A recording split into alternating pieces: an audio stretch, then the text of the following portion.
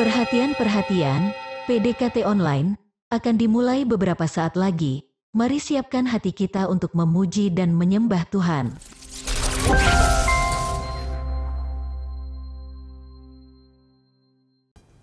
Shalom, Sobat DC Ministry yang dikasihi Tuhan Yesus. Puji syukur kepada Tuhan, hari ini kita bisa kembali berjumpa dalam PDKT Online dengan kondisi yang baik, tanpa kekurangan sesuatu apapun.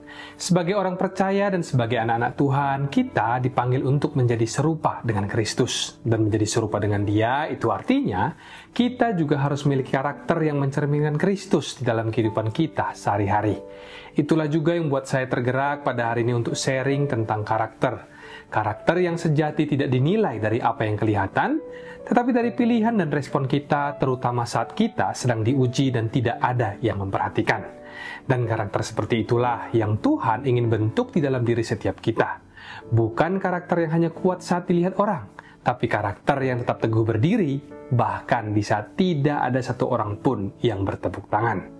Nah, dari kisah pencobaan Yesus di padang gurun, kita akan belajar lebih dalam lagi tentang karakter Kristus dan juga bagaimana kita bisa menghidupi karakter itu di tengah-tengah pencobaan yang kita alami di dalam hidup kita. Namun, seperti biasanya, sebelum kita masuk lebih dalam lagi membahas firman pada hari ini, mari kita terlebih dahulu bersatu di dalam doa. Tuhan Yesus yang baik, terima kasih karena hari ini kami bisa berkumpul lagi dalam PDKT Online untuk mendengarkan firman-Mu.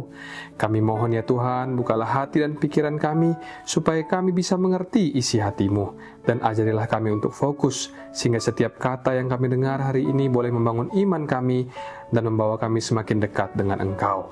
Sembunyikan hamba di balik salib-Mu, di dalam nama Tuhan Yesus, mari kita yang percaya dan berdoa bersama kita katakan, Amin. Shalom, menyapa kembali Bapak Ibu, Saudara-saudariku, Sobat DC Ministry dimanapun berada. Sharing kita pada hari ini saya beri judul, Menghidupi Karakter Kristus di Tengah Tekanan Dunia. Tahukah saudara bahwa sebelum Yesus mulai pelayanannya, Roh Kudus justru membawa dia ke padang gurun untuk diuji. Di tempat yang sepi, tanpa ada penonton, hanya ada Yesus dan si iblis yang sedang berusaha mencobainya. Sekalipun Yesus adalah Tuhan, di hari itu Yesus benar-benar berdiri sebagai manusia seutuhnya. Dengan tubuh yang lemah karena lapar dan jiwa yang digoda untuk mengambil jalan pintas, Yesus tetap memilih untuk taat. Dan di momen itulah karakternya benar-benar teruji. Kisah pencobaan di padang gurun ini bukanlah sekedar cerita, tapi kisah ini merupakan gambaran nyata tentang bagaimana karakter sejati itu dibentuk dan juga diuji. Dan tanpa menunggu lama, mari langsung kita buka firman Tuhan dari Matius pasal yang keempat, ayat yang pertama sampai ke-11 dengan judul perikop yang ada di Alkitab kita, Pencobaan di Padang Gurun. Mari kita mulai bacanya dari ayat yang pertama, demikian firman Tuhan. Maka Yesus dibawa oleh Roh ke padang gurun untuk dicobai iblis. Dari ayat pertama ini sudah jelas bahwa yang mencobai itu adalah iblis dan bukan Tuhan. Tuhan tidak pernah mencobai siapapun, karena pencobaan itu bertujuan untuk menjatuhkan. Tapi Tuhan bisa menuntun kita ke tempat di mana pencobaan itu bisa saja terjadi seperti yang terjadi pada Yesus di padang gurun. Roh Kudus menuntun Yesus ke padang gurun bukan untuk menjatuhkannya, tapi untuk membawanya melewati proses sebelum pelayanannya dimulai. Begitu juga halnya dengan kita, di mana terkadang Roh Kudus membawa kita masuk ke sebuah musim yang tidak mudah. Tapi kalau kita tahu bahwa Tuhan yang menuntun, kita bisa percaya bahwa ada maksud Tuhan yang besar di balik setiap pencobaan yang kita alami.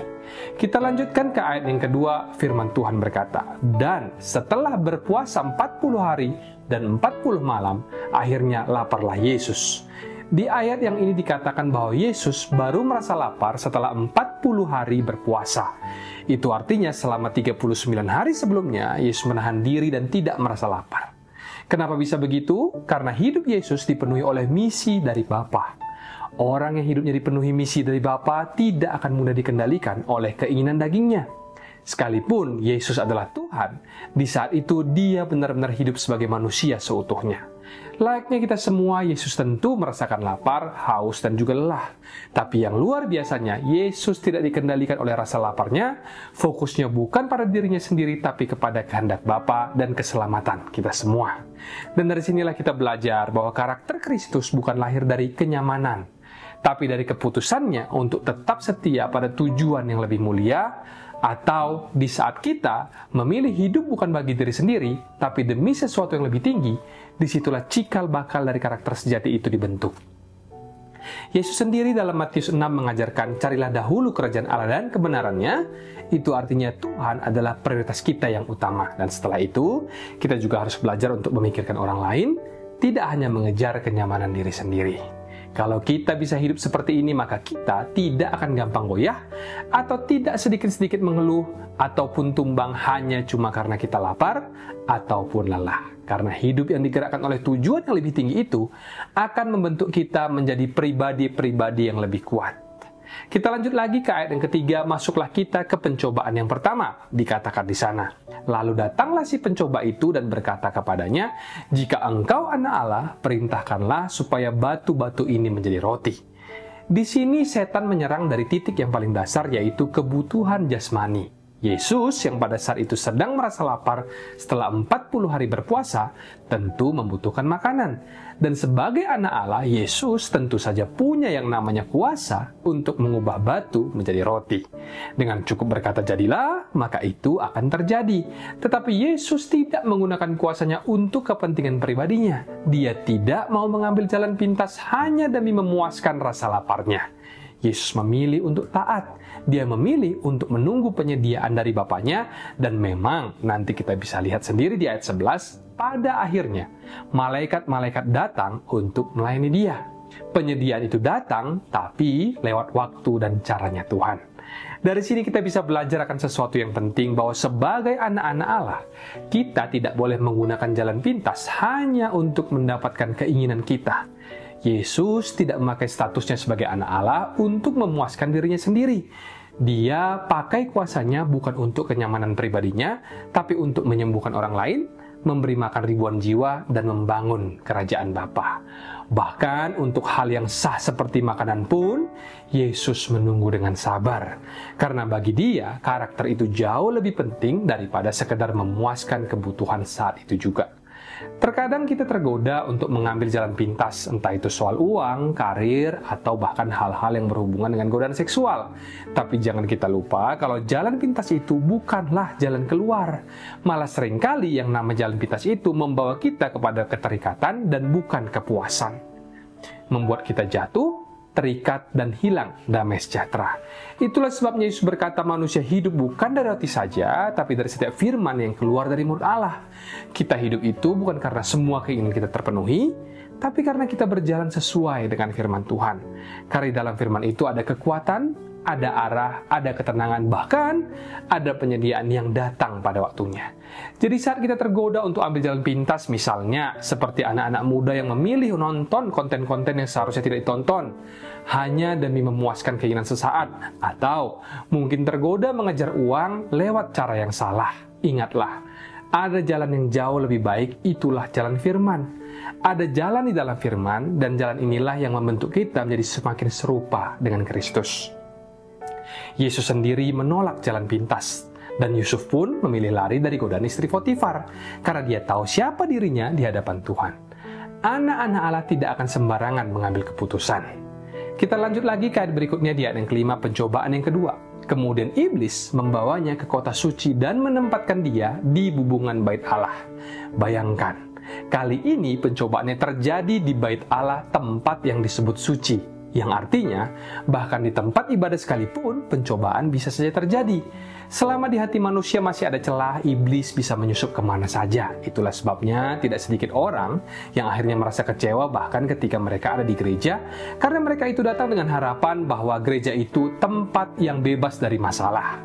Namun pada kenyataannya, tetap saja akan ada gesekan.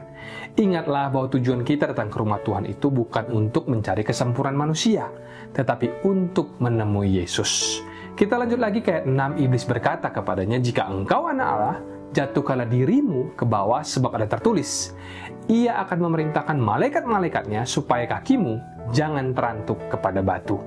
Perhatikan di ayat ini baik-baik, bahkan iblis pun bisa mengutip ayat Alkitab. Tapi sayangnya, dengan motivasi yang diputar balikkan. Iblis di sini mencoba memanipulasi kebenaran demi satu tujuan, yaitu untuk membuat Yesus membuktikan dirinya.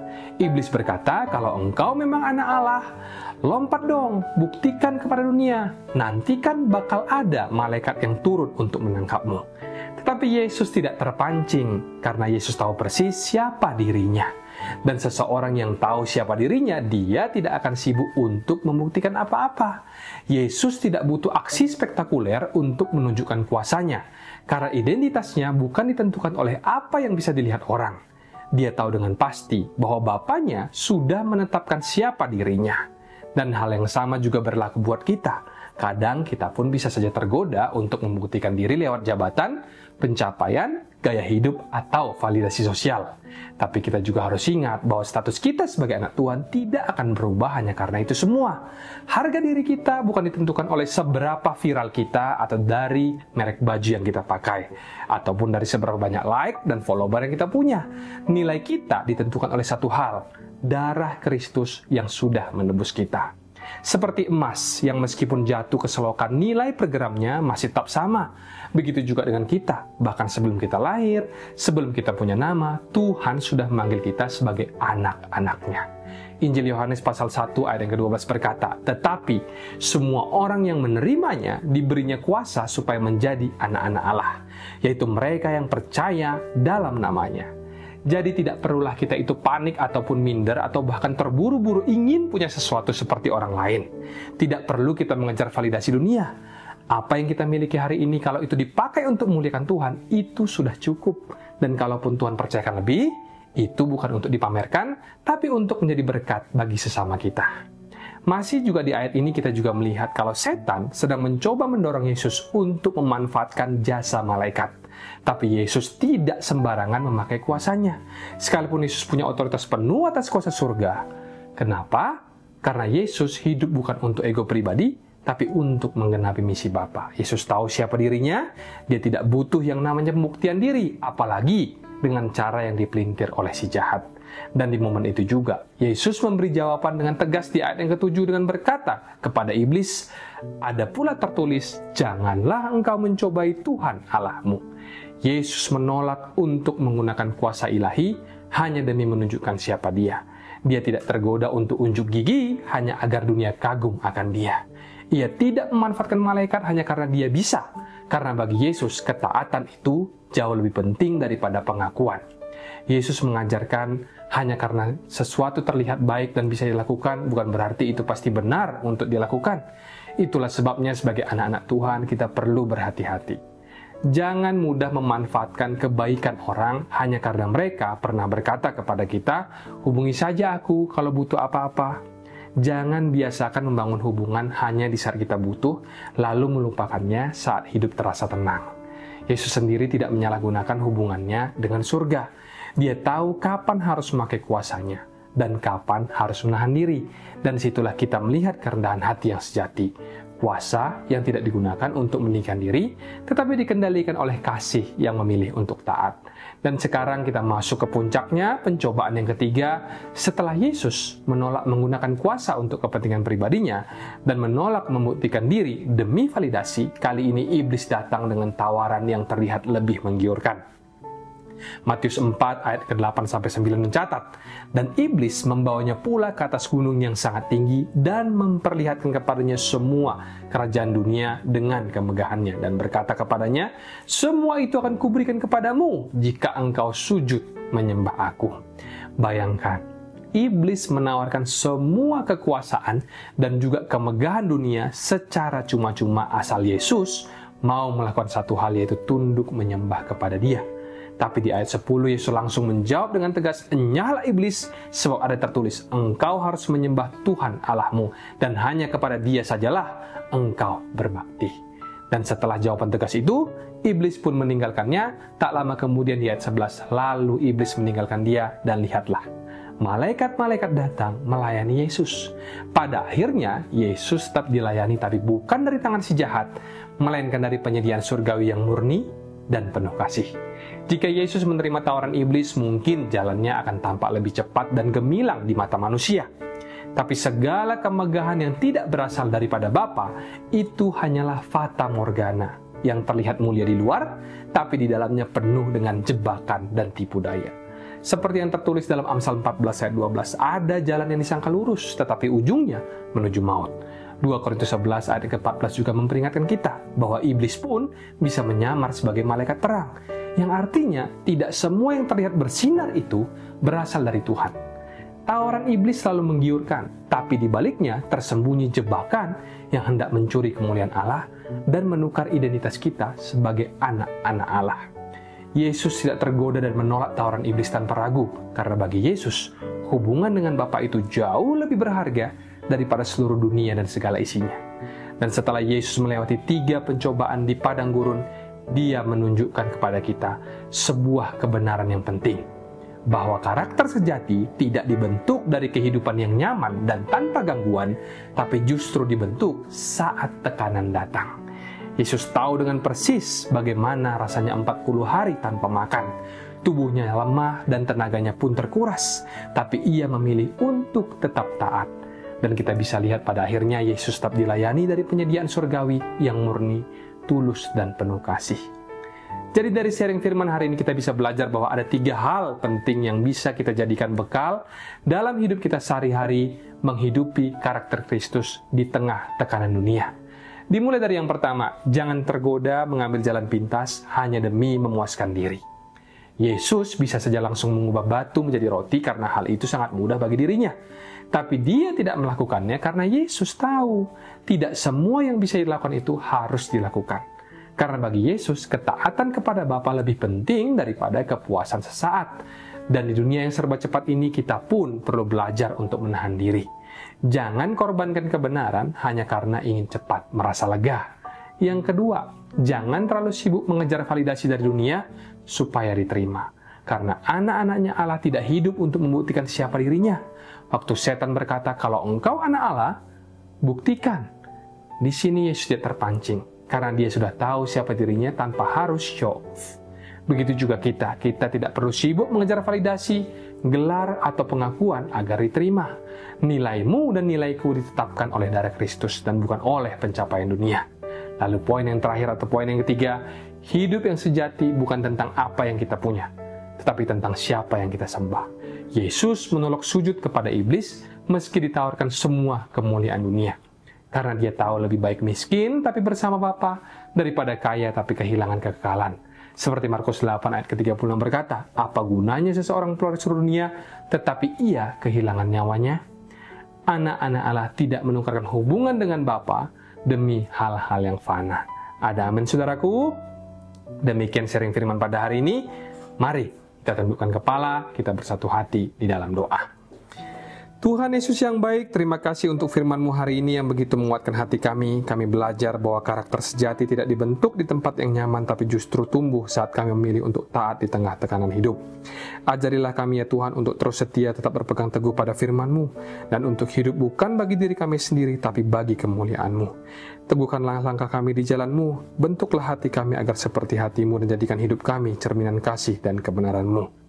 Secara khusus kami mau berdoa untuk setiap sobat ECA Ministry di mana mereka berada, yang saat ini mungkin sedang bergumul, mencari arah ataupun merasa lelah. Kuatkanlah mereka ya Tuhan, penuhi hati mereka dengan damai sejahtera yang daripada surga, dan bangkitkanlah kembali semangat kami untuk terus berjalan bersama-Mu. Di dalam nama Tuhan Yesus Kristus, mari kita yang percaya dan berdoa bersama kita katakan, Amin.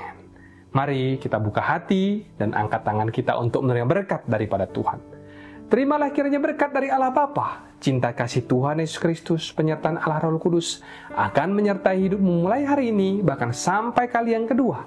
Tuhan Yesus datang menjemput kita, namamu tercatat dalam kitab kehidupan. Di dalam nama Tuhan Yesus, yang percaya dan berkati katakan bersama, Amin, Amin, Amin. Tuhan Yesus memberkati, Shalom dan sampai jumpa.